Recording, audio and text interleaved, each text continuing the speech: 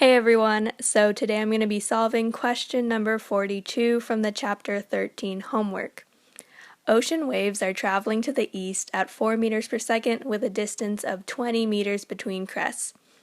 With what frequency do the waves hit the front of a boat when the boat is at an anchor and when the boat is moving westward at 1 meter per second?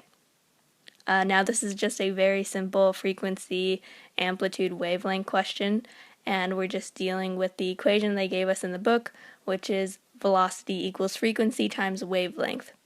And we can rearrange that formula and get frequency equals velocity over wavelength.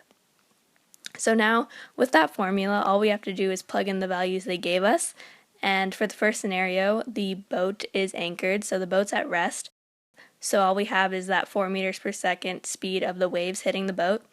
So we're going to plug in 4 meters per second for the velocity. And for the wavelength, they told us that there are 20 meters between crests, so that is what we're going to put in for the length of the wave. And when we plug that in, we end up getting 0.2 hertz. So that is the frequency for the first scenario.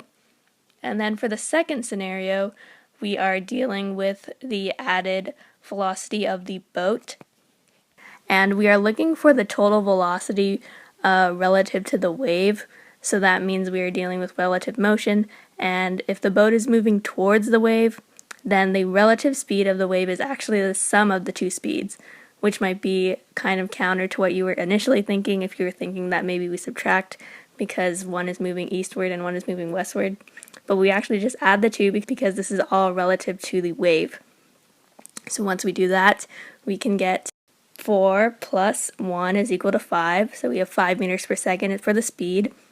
And then the wavelength is still the same. It's still 20 meters. So we just plug that back in. And once we solve that equation, we end up getting 0.25 hertz, which is the answer for part B.